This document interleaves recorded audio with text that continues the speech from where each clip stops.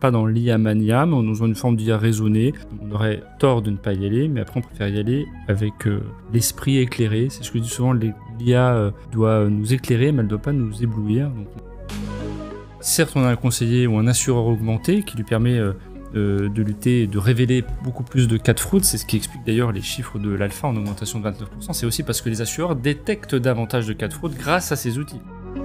Déjà, ce qu'on peut dire, c'est qu'on peut accueillir favorablement le fait que la révision de la directive solvabilité 2 crée un régime de proportionnalité. J'insiste bien sur le terme de régime. Avant, nous vivions, en tout cas à l'heure où on se parle, on vit avec un principe de proportionnalité. Et ce principe, malheureusement, il a très peu de matérialité au quotidien. Il est très difficile de définir ces espaces de proportionnalité pour les petits assureurs. L'important, toujours, c'est d'être en cohérence avec ce que l'on est. C'est-à-dire que parfois, on peut avoir l'impression que notre CV est atypique, mais quand on le déroule, il a notre propre cohérence, en tout cas la cohérence qu'on a voulu lui donner. J'entends toujours cette phrase, on rentre par l'assurance par accident et on y reste par passion. J'aimerais que de plus en plus de gens rentrent dans l'assurance par conviction et plus seulement par accident. Bienvenue dans Assurance en coulisses, le podcast qui donne la parole aux acteurs du secteur de l'assurance. Moi, c'est Antoine Gandoa, spécialisé dans le reporting solvabilité 2 et comptable. Dans ce podcast, nous mettrons en lumière les professionnels du secteur de l'assurance en mettant en avant leur métier, parcours, synonyme de réussite ou d'échec. Nous aborderons également les faits d'actualité et les enjeux dans un secteur qui ne cesse d'évoluer au quotidien. Bonne écoute à tous. Alors bonjour, aujourd'hui j'ai le plaisir d'accueillir Sébastien Acedo, délégué général de la ROAM, l'association Intercode qui regroupe plus de 80 assureurs mutualistes engagés dans les transformations réglementaires, technologiques et environnementales. Depuis à peu près 1855, la ROAM œuvre pour mutualiser des ressources, partager des bonnes pratiques, anticiper les évolutions du secteur et donner une voix forte aux valeurs de solidarité, de responsabilité et de proximité. Dans cet épisode, nous allons explorer le rôle de la ROAM, ses missions, les défis qu'elle relève pour ses adhérents, mais également la vision de Sébastien sur les enjeux du secteur et ce que l'assurance de demain pourrait être. Bonjour Sébastien. Bonjour. Pour commencer, est-ce que tu pourrais te décrire dans la façon dont tu le souhaites ? Eh bien, j'ai 39 ans, je suis père de 2 enfants, je suis délégué général de la ROAM depuis presque 2 ans maintenant, et avec une particularité, c'est que j'ai réalisé l'essentiel de ma carrière dans le journalisme, puisque j'ai à mon actif près de 12 années de cartes de presse, essentiellement dans la presse financière, et puis dans un titre qui est bien connu dans le secteur, qui est l'Argus de l'assurance, un média de référence dans notre profession, et que je sais encore lu depuis sa création il y a plus de 144 ans. Pour commencer, il y a une petite question signature du podcast, mais si ton métier devait être un sport, quel serait-il ? Alors, mon métier actuel, si ça devait être un sport, je penserais spontanément au rugby. Alors déjà parce que j'ai pratiqué le rugby dans mon plus jeune âge. C'est un sport que j'apprécie beaucoup, que j'aime toujours regarder d'ailleurs à la télévision ou dans les stades quand j'en ai l'opportunité. Et puis rugby dans notre métier parce que il faut avoir un sacré sens du collectif pour obtenir les avancées que l'on souhaite. Il faut savoir jouer serré, il faut savoir jouer long aussi, il faut avoir de bons ailiers rapides, et puis quand les circonstances l'imposent, avoir le sens du collectif pour entrer dans la mêlée, qui est bien sûr une des figures de prédilection de ce sport, qu'on présente souvent à tort comme un sport un peu violent, un peu de confrontation. Je pense qu'au contraire, c'est un sport qui porte bien son nom de sport collectif, et on ne peut rien obtenir en termes de victoire si on n'a pas une bonne stratégie de jeu collectif et pas individuel comme dans d'autres sports collectifs. Et du coup, rugby, Stade français, Stade toulousain. Plutôt Stade français. Plutôt Stade français. Plutôt Stade français, exactement. Mais je souligne les exploits aussi du Stade toulousain. On est fair play dans le rugby. Est-ce que tu pourrais me pitcher un peu la ROAM en 1 minute ? Oui, alors la ROAM, tu l'as dit, c'est une vieille association professionnelle, c'est une vieille dame, 170 ans cette année, dont le projet finalement n'a pas changé fondamentalement depuis 1855. Et il est de accompagner les dirigeants, leur permettre de tisser entre eux des bonnes relations de confraternité, c'était dans nos textes fondateurs, et puis de sortir de l'isolement dans lequel ils se trouvent. Donc ça se traduit ensuite en 2025 par un même principe, simplement c'est l'exécution, c'est la méthode qui est un petit peu différente. Comme n'importe quelle autre association professionnelle ou organisation professionnelle, on est structuré en commission, en groupe de travail. sur des différents sujets métiers, de la réglementation, conformité. Vous vous doutez bien que c'est qui prend l'essentiel de notre bande passante, mais on souhaite aussi adresser d'autres sujets qui sont éminemment stratégiques pour eux, des sujets de distribution, de finance, de comptabilité, de fiscalité, de ressources humaines, de RSE aussi. Ça serait difficile de ne pas parler de durabilité lorsqu'on est un assureur, donc il faut aussi anticiper ces risques-là pour l'avenir. On essaie aussi d'en faire des opportunités de transformation, d'innovation. Bien sûr, on s'intéresse à l'IA avec nos interlocuteurs du groupe de travail informatique. Donc voilà, c'est ça en une minute, mais j'ai déjà débordé ce que serait ROAM. Il faut le vivre pour le comprendre, mais c'est vraiment la mise en commun de moyens, la mutualisation de ressources pour essayer d'avancer ensemble. Ça fait une bonne suite. Mais en quoi consistent concrètement en fait, les missions de ROAM quand on dit aider ses adhérents? Est-ce que tu pourrais me donner des exemples récents d'accompagnement opérationnel, des projets menés Oui, alors il y en a des très très concrets. Quand je dis accompagnement opérationnel, eh bien, c'est chercher à chaque fois le dénominateur commun. Conformité, en 2025, ce qui nous a animés, ça a été la mise en conformité autour des travaux DORA, puisque je le rappelle, depuis le 17 janvier, le risque informatique est considéré comme un risque prudentiel au sens de solvabilité 2 et qui impose de nouvelles obligations aux assureurs. Donc chacun partait à peu près tous de la même copie blanche et on a vraiment bâti ensemble. On a repris point par point les plus de 1000 pages de la réglementation jusqu'aux normes techniques et on a travaillé ensemble en fonction des échéances, des obligations réglementaires aussi à venir. On a travaillé sur des clauses d'auditabilité, sur des registres d'information, enfin, tous ces documents que les spécialistes de la conformité DORA ont bien en tête. Et puis on les accompagne, y compris dans la gouvernance. Donc ça a mobilisé près de 40 réunions de 2 heures, par exemple, donc 80 heures de préparation DORA. On a fait la même chose sur CSRD, qui concerne aussi une partie de nos adhérents. Puis après, on adresse des sujets très pratiques. Dans notre groupe de travail finance, on s'est posé la question de se préparer à la facturation électronique. Donc on a mis en commun les bonnes pratiques. Quel outil tu utilises toi? Est-ce que tu en es content? On rappelle un petit peu l'objectif de la réglementation future. C'est des choses très concrètes. On a travaillé aussi sur les frais généraux en assurance vie. Comment on se donne quelques clés de lecture, de partage d'analyse sur comment optimiser ces frais généraux, qui est quand même un sujet central aujourd'hui dans l'assurance. En distribution, c'est courtage ou pas courtage, démarchage téléphonique ou pas démarchage téléphonique. Et on est en plein, vous voyez, on est en plein dans l'actualité. Et puis c'est aussi des choses très opérationnelles avec les RH. On partage de bonnes pratiques sur les NAO, par exemple, ou sur les régimes frais de santé, ou sur comment fidéliser son collaborateur, ou lutter contre l'absentéisme, ou accompagner la formation des collaborateurs. Enfin, c'est des sujets que chacun est amené à se poser dans son organisation, mais quand on échange avec ses pairs, PIRS, ça prend une autre dimension, on se sent un peu moins seul et on rentre chez soi, enfin dans son entreprise, avec des clés de lecture et une communauté auprès de qui partager si on a d'autres questions. Voilà, c'est des choses très concrètes. Aujourd'hui, on est au salon INN 2025 à Niort. On parle beaucoup de digitalisation dans l'assurance, notamment tout ce qui est automatisation, data et la puissance de l'IA. Quels sont pour ROAM les enjeux techno principaux pour ses membres? Et quel est son frein? Parce que souvent, l'IA, ça peut être un frein. Tu parlais de réglementation avant, il y a l'IA Act aussi qui est là-dedans, qui rentre en ligne de compte. Tout à fait. Alors, la réglementation, ça peut être parfois le premier frein.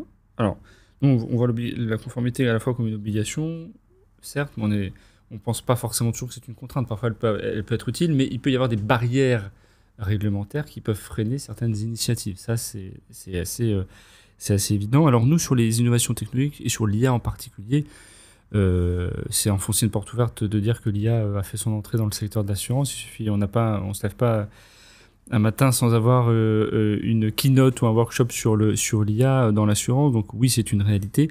Nous, on prend ça avec beaucoup de retenue, avec la distance nécessaire, mais la distance utile. C'est-à-dire qu'on commence progressivement à acculturer ceux de nos adhérents qui n'ont pas encore vraiment initié de projet d'IA. La plupart ont quand même tous un projet, un cas d'usage qui est identifié ou l'étude sur un point de la chaîne de valeur de l'assurance. Ça peut être à la souscription, ça peut être à l'indemnisation, ça peut être à la vérification documentaire. On parlait de fraude tout à l'heure, ça peut être dans ces cas-là. Ça peut être dans la relation client avec les voice bots ou les chatbots.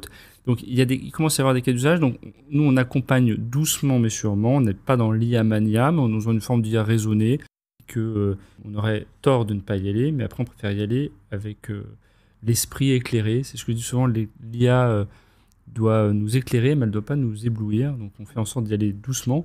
Puis les freins, oui, freins réglementaires. Et il y a aussi les freins liés à la taille de nos adhérents, parce que forcément, ce sont souvent des coûts, c'est des investissements qui pèsent sur les budgets IT de ces organisations. Et quand on est une PME, on a parfois d'autres investissements, je vais le rappeler, des enveloppes DORA, ont représenté des investissements conséquents chez les DSI. Il faut aussi en dégager pour l'IA et il faut faire parfois peut-être des arbitrages ou reporter un projet.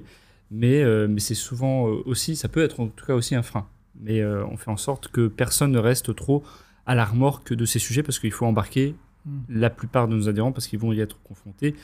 On peut défendre une relation client de proximité physique incarnée, mais ça n'exclut pas de se dire que l'IA peut aussi nous venir en aide ou optimiser une partie de nos processus. Et t'en parlais aussi juste avant, là, mais selon les derniers chiffres de l'Alpha, l'agence de lutte contre la fraude en assurance, on voit quand même que le nombre de sinistres frauduleux détectés, tous secteurs confondus, donc ADP, IARD, Vie, a augmenté à peu près de 30% en 2024 pour un montant total de 909 millions d'euros.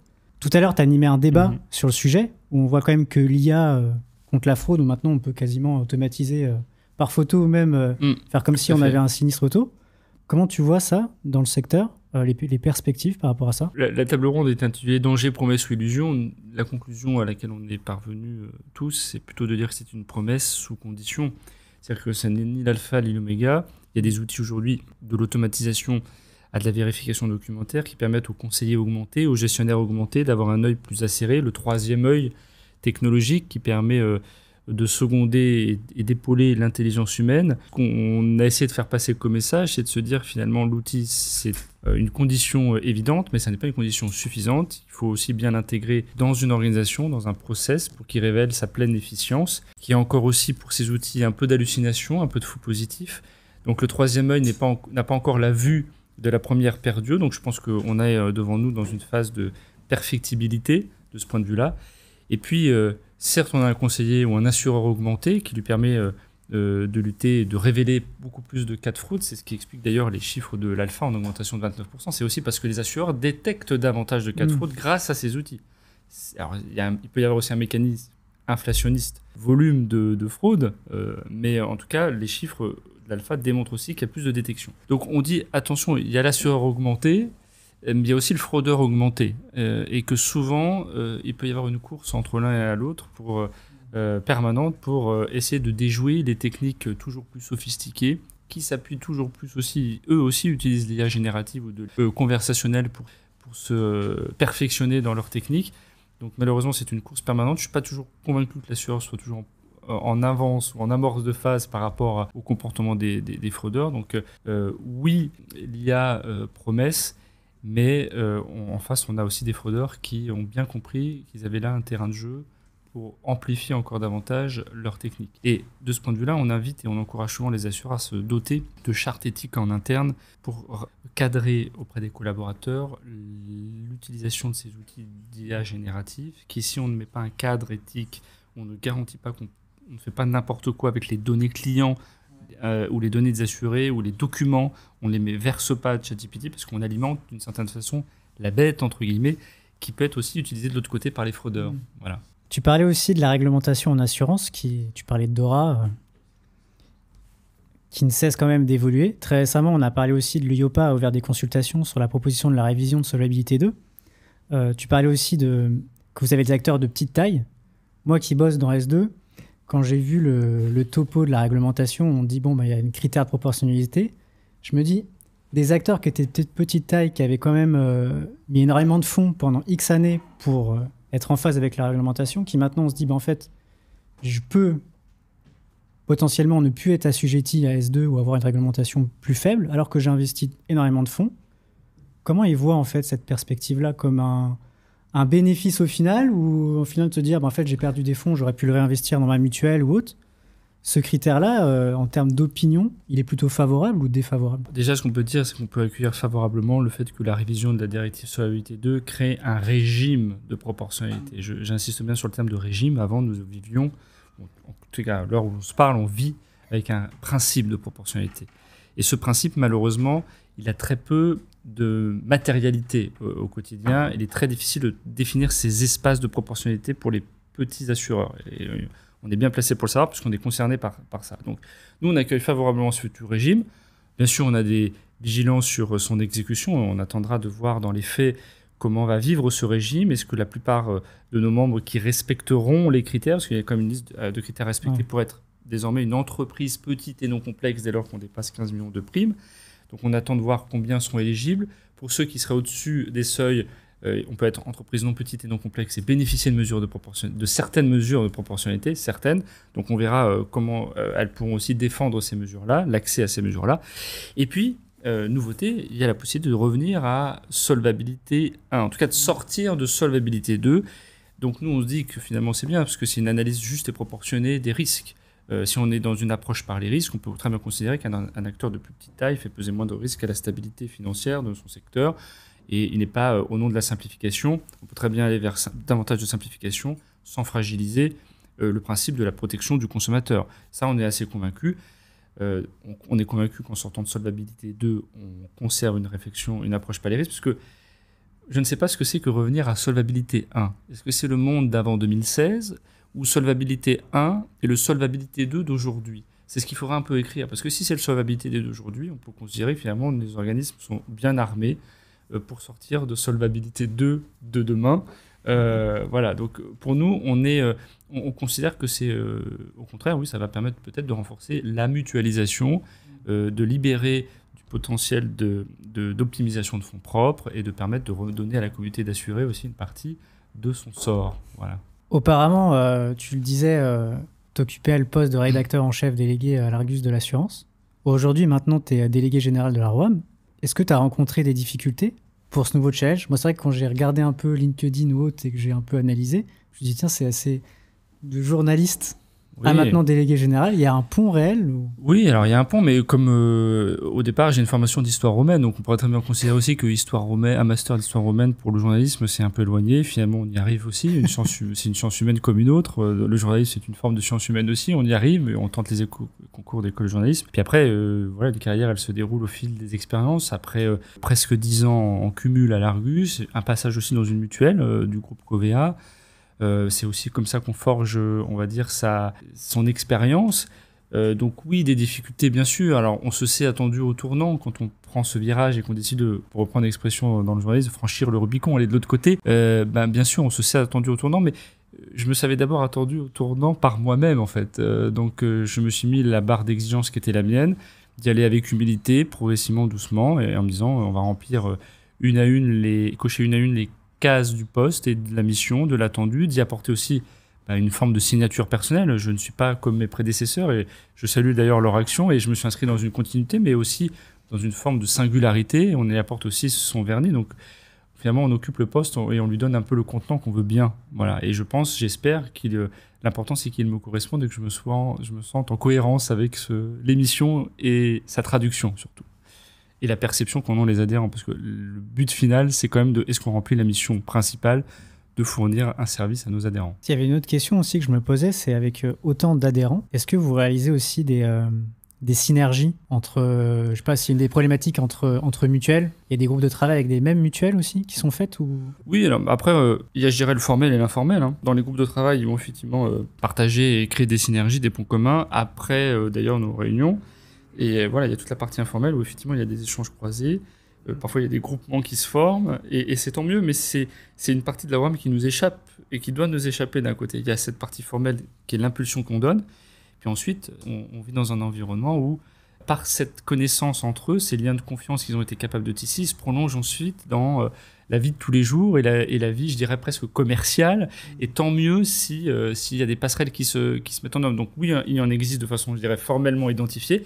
Puis il y a toutes celles que je ne vois peut-être pas, et tant mieux, parce que c'est aussi ça, c'est ce ROAM un peu souterrain qui font que les liens continuent à perdurer. Et maintenant, une autre question un peu signature du podcast, mais si tu devais associer une chanson à ton parcours professionnel, ça serait quoi? Alors, je ne sais pas si à mon parcours, mais en tout cas, je l'aime. C'est une chanson que j'aime beaucoup, c'est Don't Stop Me Now de Queen, alors parce que je suis un fan de Queen, et que celle-ci, elle m'a souvent accompagné, et que je trouve...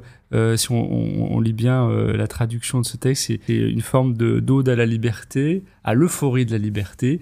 Et je ne sais pas si je vis l'euphorie de la liberté, mais je suis très attaché à un principe d'indépendance intellectuelle et donc qui guide mes décisions.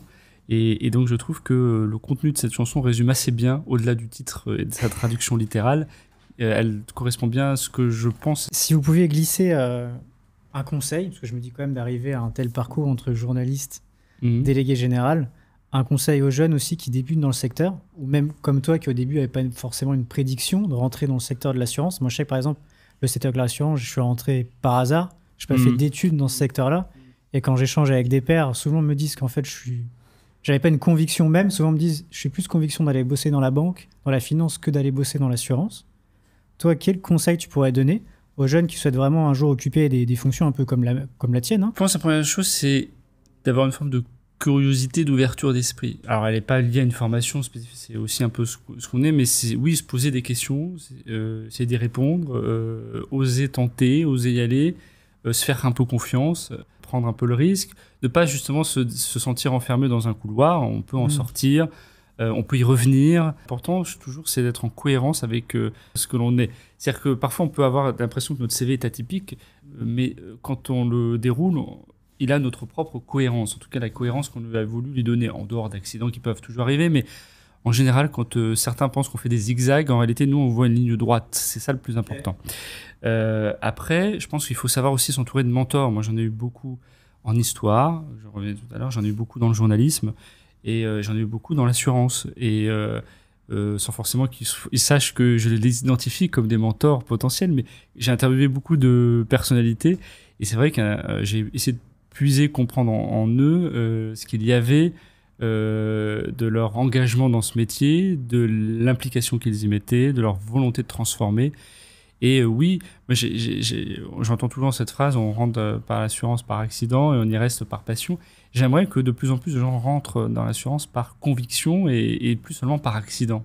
Parce que je pense qu'on peut faire de belles carrières et je pense que c'est un secteur qui souffre d'une comparaison avec la banque et pour autant offre bien plus de perspectives de carrière, je pense. Et tu veux faire un big up, un de tes mentors ou au micro ou... Ah non, j'en ai pas mal et je voudrais pas en oublier un qui mais j'en ai beaucoup. Et est-ce que tu aurais des recommandations? T'es historien, enfin t'as fait master en histoire, des recommandations de livres ou de podcasts qui pourraient intéresser mes auditeurs? Ouais, alors moi je suis peut-être jeune par l'âge, mais je suis encore un peu vieux jeu dans ma tête. C'est-à-dire que moi j'écoute assez peu de podcasts. J'en écoutais un peu sur France Inter, mais je suis plutôt lecteur et lecteur de livres anciens que j'ai relus d'ailleurs récemment. C'est Au bonheur des dames d'Émile Zola. J'aime beaucoup cet auteur et j'aime beaucoup ce livre parce qu'il traduit l'effervescence d'une époque.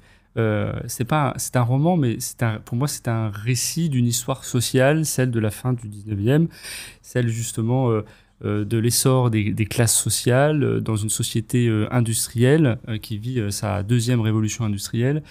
Et voilà, je trouve qu'il nous manque des auteurs comme Zola au XXIe siècle pour nous décrire les grands changements de cette époque.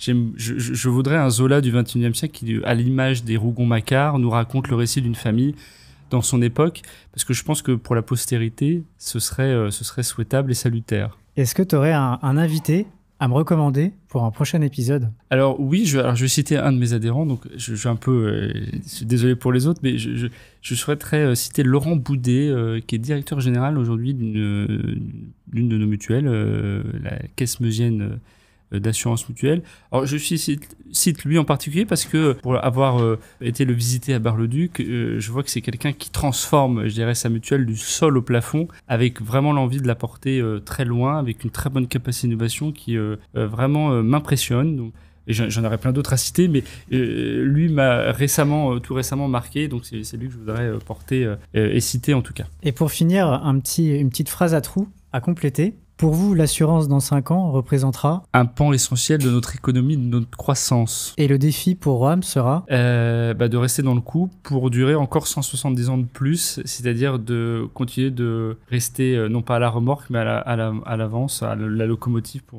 de réflexion pour nos adhérents. Même si l'image de la locomotive n'est pas très moderne, je vous l'accorde.